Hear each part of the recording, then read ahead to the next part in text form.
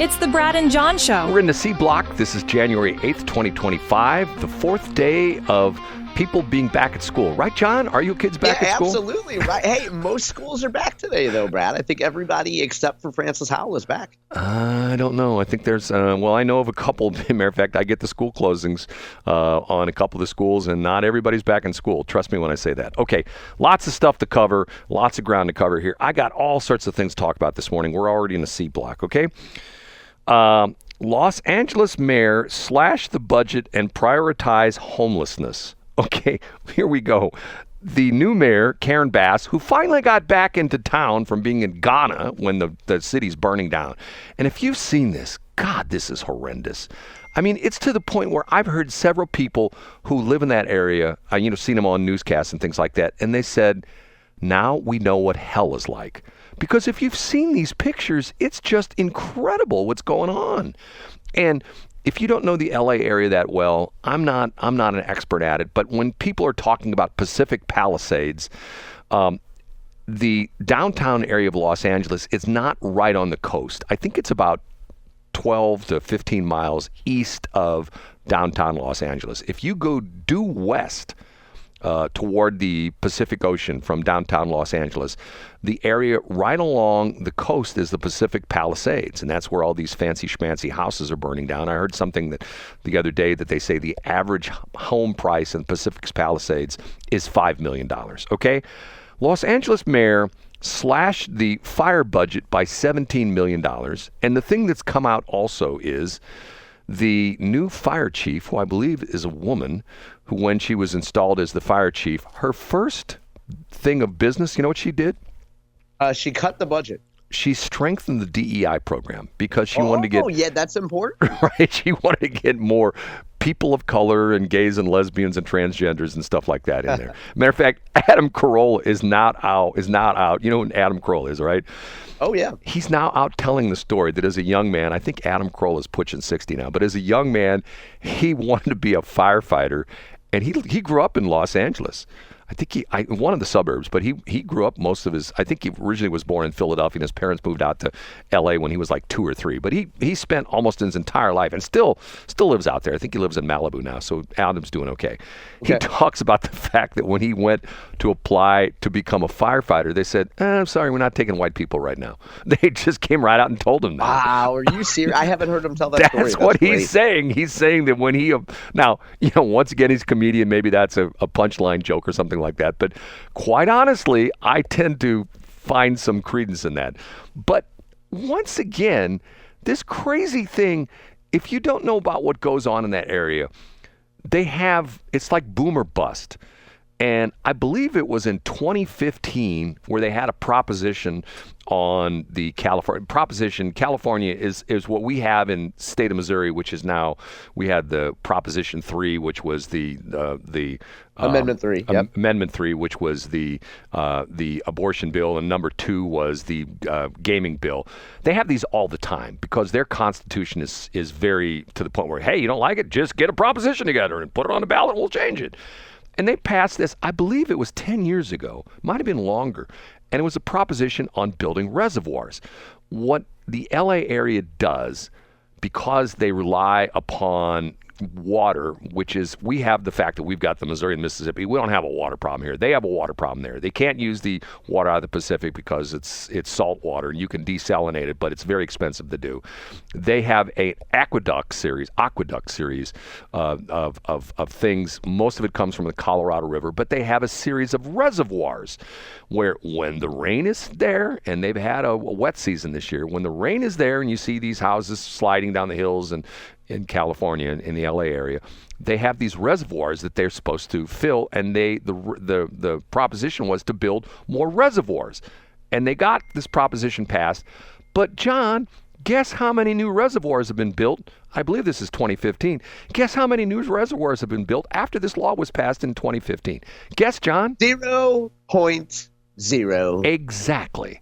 And the thing that keeps coming out is there's these reports, the firefighters, they're going to these areas where they're fighting the fires, and they turn on the water hydrants, and what doesn't come out, John? What doesn't come out? Water. Exactly. And they're going like, how can that be? because they have a water shortage. They don't have enough water in certain areas. And I'm going like, okay, this is just craziness. It's just craziness. And to the point where one of the other problems is you hear about these wildfires all the time in California. They have all these incredible restrictions on clearing brush and cutting down trees. Do you know in some areas, I don't know if we have that in St. Louis, in the St. Louis area. I don't know if any of the munis have gone this bizarre. But you know, in some areas, if you have a tree in your backyard or in your front yard that's not in good shape, you have to get a permit to cut the tree down. Do you know about this? Yeah, I did know that. Yeah. They have this thing in California where you're not allowed to clear brush because that will take away habitat from certain species that live in the brush, like squirrels and groundhogs and things like that. Whoa, we can't clear that brush. Well, that brush, if it catches fire, it's going to turn into an inferno. Oh, well, what's worse, having an inferno or melting a few squirrels? Oh, we can't have those squirrels melted. No, we have to leave that brush the way it is. It's just craziness. And what's interesting to me is maybe this is because of Trump, and maybe this is because of people like Charlemagne the God. But there's an article I read this morning that was fascinating because of the fact it goes over all these crazy, wacko left-wing stars that live in L.A. who are now not happy with the Democrats. And matter of fact, the article starts off by saying, Sarah Michelle Gellar, lead stars blasting L.A. mayor at gridlock, cripples evacuations. They're all these left-wing, Democratic supporting people who are just toasting the mayor and the governor about how things have gotten so bad. One of the other problems is that people are in these fires. Traffic is gridlock. There's one of the stars. I'm not going to give the whole stupid story. You can read it if you want. It's on Fox News. The problem is people are afraid, and they're being instructed. If you're in a subdivision or an area where you think you're stuck in traffic because you can't get out of your subdivision or on a street or a highway or something like that, you're told to abandon your car. You know what the problem with that is, John? What's that? When you abandon your car on a road, who can't get through? Oh, fire trucks, emergency vehicles. Exactly. I read a story yesterday where the fire department has commandeered and asked some construction companies to help them. They are taking bulldozers and literally bulldozing the cars out of the way so the firefighters can get through with their equipment. Is this bizarre or what?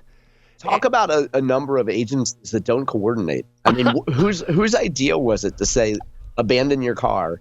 Like, clearly nobody talked to state emergency response folks. But this article goes on to say, and this is sort of interesting. Remember Steve Gutenberg from the Police Academy series and a bunch of other movies? Yeah, I did. Okay. He volunteered for the fire department, and what he did was he said to them, what can I help you do? And they said, help us try to move some of these cars. And he said that some of the people were nice enough to leave the cars in the ignition. And he was literally going car to car to car to car, opening the doors if they were not locked, and checking to see if there was like a key fob, if the cars didn't have like an ignition switch, had a start, key fob kind of deal. He would sit down in the car, put his foot in the brake, hit the button, see if the car would start. If it did, he'd move it off. Obviously, if the keys were in the ignition, he'd just turn the ignition key and zoom, and he'd move the car and drive it up in somebody's front lawn or something like that. And I'm going like, and once again, the left wing. See, the crazy thing about this is, when Serpent Head is telling you the reason the Democrats lost is because of NPR jargon. What does that tell you, John? What does that tell you? Yeah, it tells you how out of touch they are. Now, in this case, the Hollywood celebrities are mostly concerned with their property, and they don't care that the mayor has a D behind their name. They're upset that their stuff is going ablaze, so they're going to be mad at somebody. Well, they're not. Some of them are coming out and saying, "Okay, look, things have got to change. The policies that our state government has in effect, and our county and our city government has in effect, this is ridiculous. This has got to change." So they're essentially seeing the fact that, once again, over government kills everything. When you get to the point where you legislate crazy weird stuff, it just turns into an uninhabitable kind of place. I mean, there is a certain person, and I won't mention the name, who I don't want to, because this was said to me, I'll be like the John, where this was said to me in, off record. There is a certain local media celebrity who used to live in St. Louis County and who now lives in St. Charles County. And when I asked him, why did you move from St. Louis County? Because he loved where he lived. He talked about this all the time. He had a house and he raised his kids there.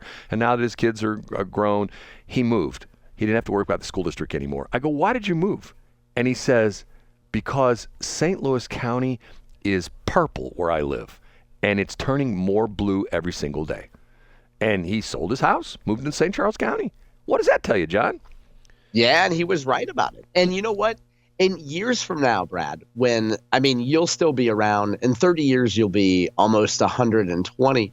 But folks will look back and say, hey, remember when that area around Lindenwood started changing and I moved out and everybody made fun of me for moving to Warren County or Lincoln County? And people will be like, yeah, remember when we thought St. Charles County was safe? It won't happen, John. Well, because Nick Guccione's going to be county exec. That's what you're saying? Either Nick or Mike Elam will be county exec, and they will essentially, if Steve Ellman's done a great job, either Nick or Mike will do an even better job. Bill Eigel will turn things into chaos. That's all it'll be, because Bill Eigel will just be fighting with everybody all day long, and I'm an Air Force veteran. You better listen to what I say, and that's the problem. Where Nick and Mike are more kind of people that get things done in a nice way. You know what I'm saying? They're more pragmatic, is what you're saying. Then, okay, right. Okay. One last thing. I found this article interesting. Charlemagne the God. If you don't know who he is, he's a black dude who runs a radio show. He's gotten to be very, very famous. He's the one that did the show back in 2020 when Biden's parting comments said on the air. He says, if you don't vote for me, you ain't black, or whatever he said like that. Okay. On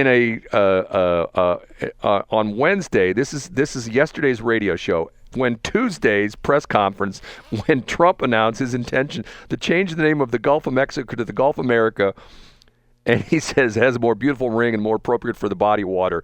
Charlemagne the God went on the show and said, what do you think he said, John? Give me your guess. I said Charlemagne loves it. He thinks it's awesome. This is his quote. Donald Trump shows me what's politically possible. Trump shows me what presidents can do if they want to do it. Donald Trump shows me what can be said if you are willing to say it.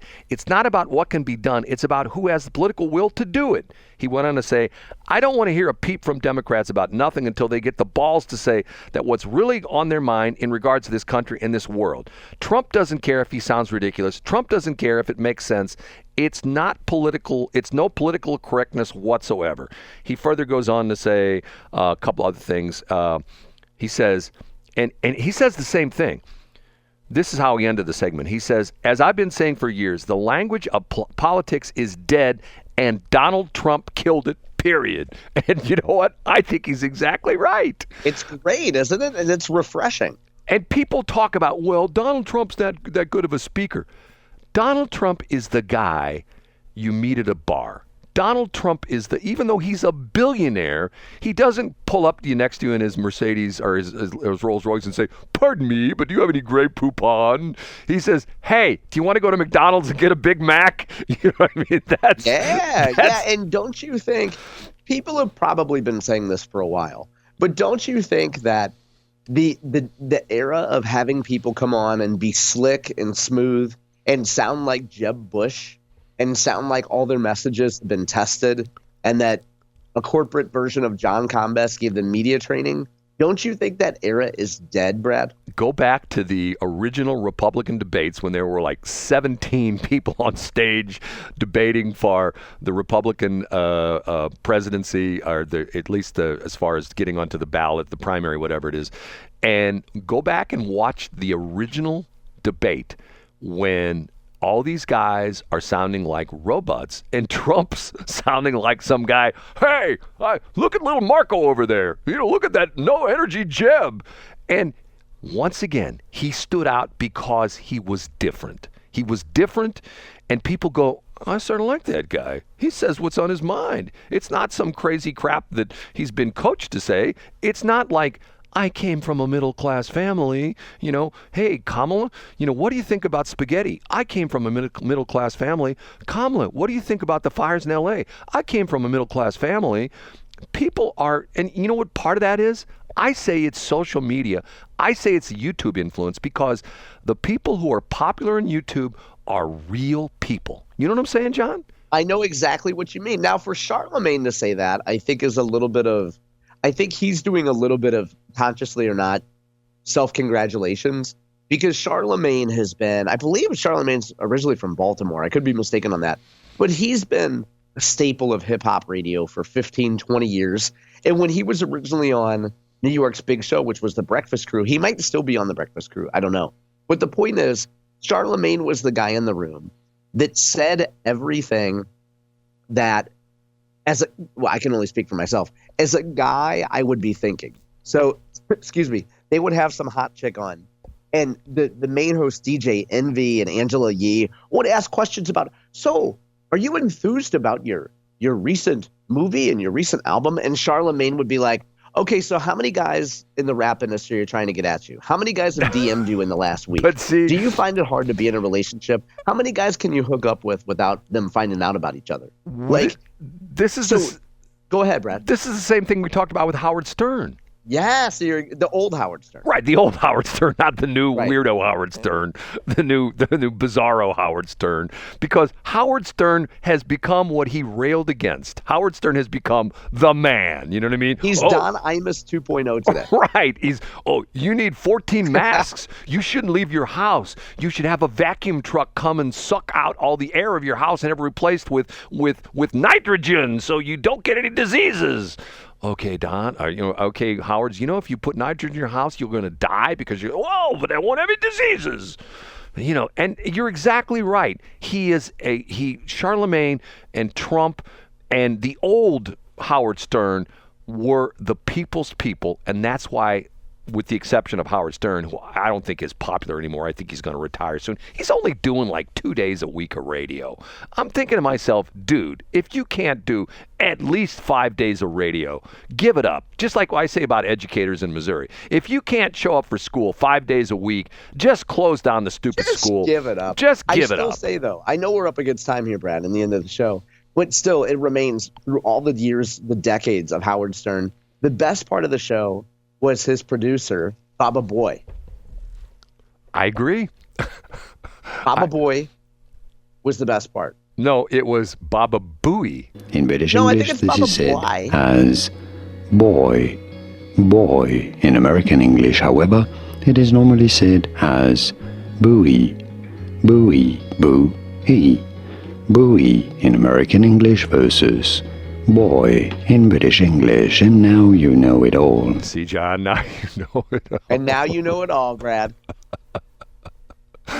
John. I'd love to stay in chat, but I have to go hand deliver a lawsuit to someone. I hope I don't get excommunicated from their church. And when I leave, I'm going to tell them, I'll pray for you. And I'm sending it up to the cloud. Isn't that where we all want to end up at eventually? John likes to make fun of me. I'm praising you, Brad. You should know the definition of praise. You're a pastor. John is going to work on he's going to try to ascend to the Randy Bluestone level that I admire in people. So maybe one day he'll get there, maybe not, right? Exactly. But God forbid I end up in the ground before you, Brad. Hey, Brad, happy Jimmy Carter Day. Put the poor man in the ground. Let's move on with our lives. You know what I'm saying? No. I do know. I'll talk to you tomorrow, Brad.